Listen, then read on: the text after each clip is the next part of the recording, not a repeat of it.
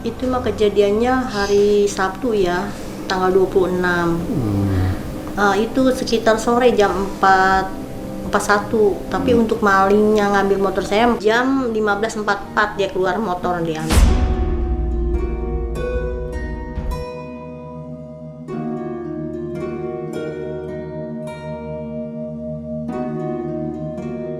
Iya, itu kan suasananya lagi hujan itu Pak. Nah, saya baru ngehnya itu motor nggak ada abis maghrib lah. Itu kan motor saya masukin ke garasi ya, karena kan nggak ada kendaraan mobil ya. Kebenaran anak saya yang ngeluarin sekitar jam 9 pagi gitu. Sok dengan terus saya tanya anak saya nih, Bella Vino, Bella, ini motor mana yang beat? Cuma saya lihat kuncinya ada di meja Pak. Terus anak saya bilang nggak tahu, saya pikir di bawah anak saya yang laki Alvino ya. Ternyata Alvino di atas. Saya tanya juga dia nggak tahu. Sedangkan dia juga nggak kalau itu ada 2 motor, Scoopy sama Beat. Itu dia ke warung juga pakai Scoopy tapi nggak ngeh sama motor yang Beatnya gitu. Disitulah saya panik, saya gimana? Saya minta tolong sama orang depan. Kebenaran dia kan punya CCTV. Dilihatlah tuh Pak. Udah setelah lihat, baru saya lapor ke Pak RT. Dengan Pak RT menghubungi Pak RW. Terus saya pulang aja ke rumah. Tapi saya dengan lemes karena kan ini motor ini kan masih leasing ya Pak.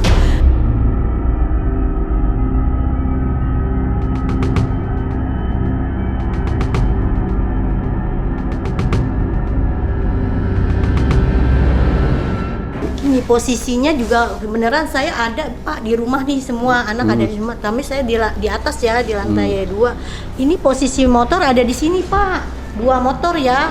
Oh, 2 motor sini. Scoopy sama motor yang baru. Oh, sini. Ya. Cuman kalau Scoopy ini yang saya aneh ini kok dia nggak bunyi alarm. Biasa kan kalau Scoopy saya punya alarmnya nggak bunyi.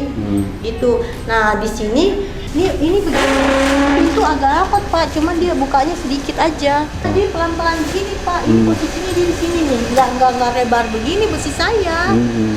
Tuh nggak digemuk juga. Oh nggak digemuk juga. Kan saya pikir anak saya kan lagi ada di bawah gitu.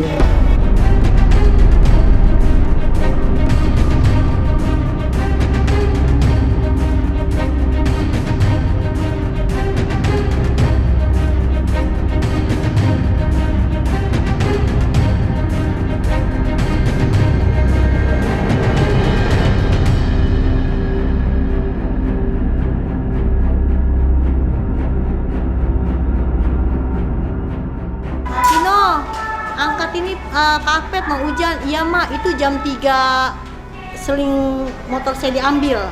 Itu saya yakin itu maling ada di sini Pak. Oh di situ ya? Karena itu jam 3. Nah karena dia CCTV itu dia mundar-mandir ngedengar suara saya. Tapi saya sayangnya kenapa saya nggak turun gitu. Ya namanya mau apa sih ya Pak. Biasanya kan saya turun ya, kenapa kemarin saya nggak turun gitu. Nah cuman anak saya Bella itu ngedenger suara motor ngegas. Terus saya bilang kenapa nggak ini, saya pikir adik itu katanya adiknya gitu. Enggak menit, cuman ini Pak enggak berjaman berapa menit lah.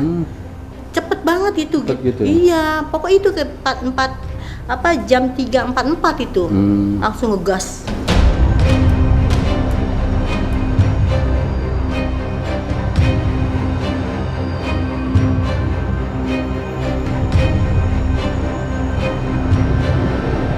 Saya nggak ngeh Pak, kan saya enggaknya malam. Oh enggaknya malam ya? Malam jam 5:30, saya udah begini, saya mau sempat keluar ke sini juga, ke tetangga, nggak juga ngeliat motor. Pas saya udah selesai, saya nonton berita, nonton ini, saya mau masukin motor Pak. Nah disitulah kok tinggal 1 gitu. Iya, disitulah baru saya gini loh Pak. Ada bapak ini keluar, Pak ngeliat motor saya nggak Pak gitu kan. Nah Mbak ini lagi diri di sini. Mbak tolongin dong Mbak gitu. Nah enggaknya saya tuh baru enggaknya tuh maghrib. Berarti tuh motor udah hilangnya 3 jam. Yang aneh itu Pak kemana dia di sini nih gitu. Dan juga lebih curiga lagi yang saya bilang ini Pak, kok saya pulang pintu ruang tamu saya boroko banget gitu loh Pak. Makanya apa itu orang yang udah pernah lihat situasi rumah saya gitu.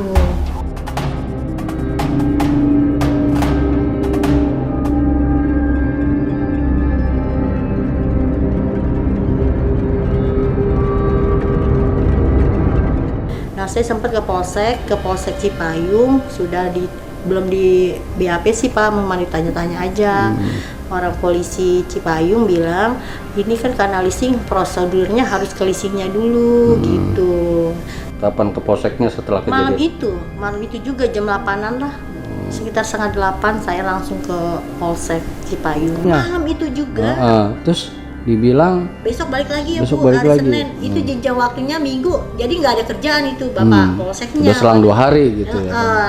Gitu. Ya Allah Pak. Mau kemana lagi? Nah gitu. itu kemana lagi? Nah ada satu-satunya saya ingat ke Pak Tri nih, Mabes nih. Sedangkan saya kan nggak ada channel orang nggak kenal polisi gitu loh Pak. Nah kebenaran kok, ya udah Bu, lapor polisi yang terdekat. Saya pikir kan Cipayung. Saya sempat Pak datang ke Cipayung sumpah dengan Pak Mariono. Ada orang mencurigakan Pak, sekitar hari apa dia pokoknya sebelum kejadian, mungkin entah hari Selasa, untuk hari ini saya lupa. Hari Selasa atau Senin ada bapak-bapak ya pakai jas hujan, jas jaket hitam berdiri di depan pagar saya. Itu dengan posisi dia celingak-celingok gitu, tapi kan saya tidak berani negornya, cuma saya lihat dari jendela. Dia berdiri tuh di situ, cuman dia dengan melihat suasana sepi kali untuk saya menegur, saya tidak berani gitu. Saya lihat dari dalam aja gitu. Nah udah hari Rabunya saya pergi nih rumah dengan keadaan kosong Pak. Nah anak saya kan yang Alvino pulangnya biasanya saya jemput. Terus saya grabin karena saya kan pergi nih bawa kendaraan juga kan. Nah yang saya kaget, saya curiga pas tiba-tiba saya pulang, posisi pintu tidak dikunci. Kebiasaan ini anak saya tidak dikunci, tapi pas saya buka ini Pak, pintu ini bau asap rokok Pak, kayak ngebawa rokok gitu Pak. Terus saya kaget.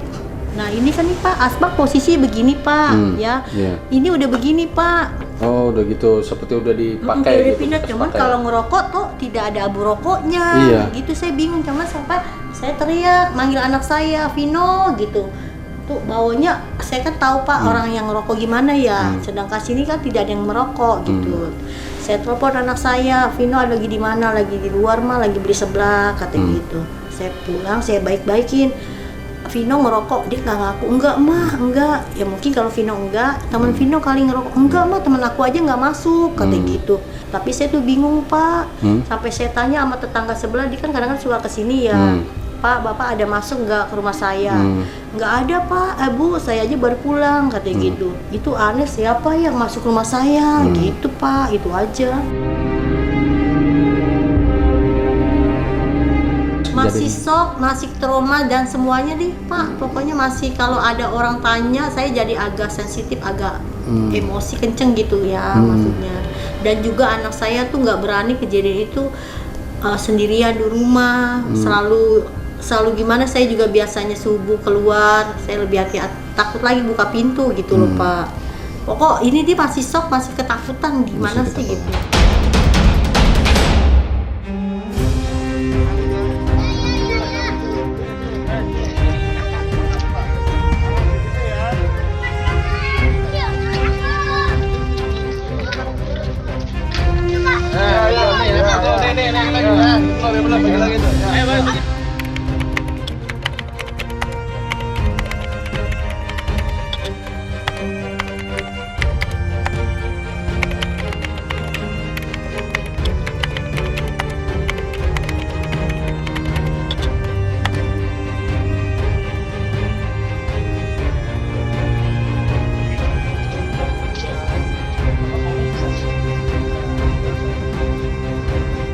Terima kasih sebelumnya Pak Kapolres, Kapolsek dan jajaran atas kehadirannya di wilayah RW 2 Cilangkap dalam rangka silaturahmi atau sambang RW Pak ya.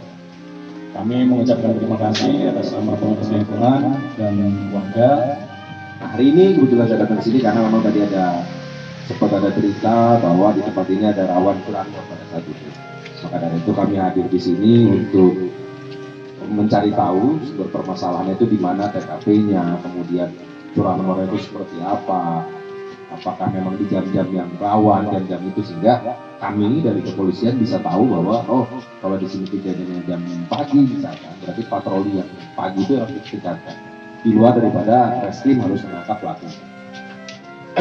Perlu Bapak ketahui bahwa jajaran reskrim memang kita prioritas untuk mengungkap kasus yang curanmor, begal dan lain. Alhamdulillah kemarin kita sudah berhasil mengungkap ada sekitar 15 motor yang sudah kita ambil dan sudah kita kembalikan.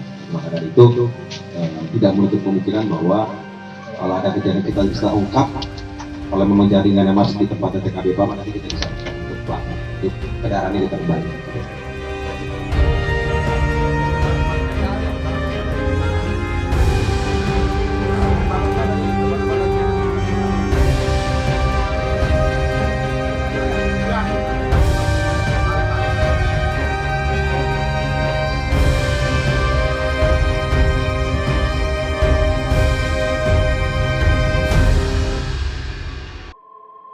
Harapan saya semoga ini pelakunya terungkap, tertangkap ya Pak. Biar ketangkep ini, biar dia maksudnya kapok, jerah, dan lingkungan kita aman.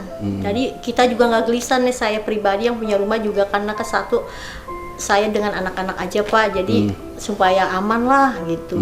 Untuk tetangga dengan kejadian saya, semoga lebih hati-hati lagi, karena cukup saya aja lah. Kedepannya jangan ada yang terjadi seperti hal seperti ini kayak saya alamin ya. Terima kasih untuk Bapak RT, Pak RW, Kapolsek dan Bapak Polres yang sudah menindaklanjuti kejadian ini Pak. Saya sangat berterima kasih atas kerjasamanya Bapak untuk menindaklanjuti kriminal ini Pak. Semoga nih kita warga RW 2 lebih aman lagi, lebih ini lagi Pak. Kalau begini kan saya, kalau sebelum dituntasin maling, belum kayak maling-maling ini belum tertangkap, saya juga nggak tenang Pak. Saya mohon sama bapak-bapak, terutama Pak RW, Pak RT yang sudah membantu saya banget. Terima kasih banget Pak.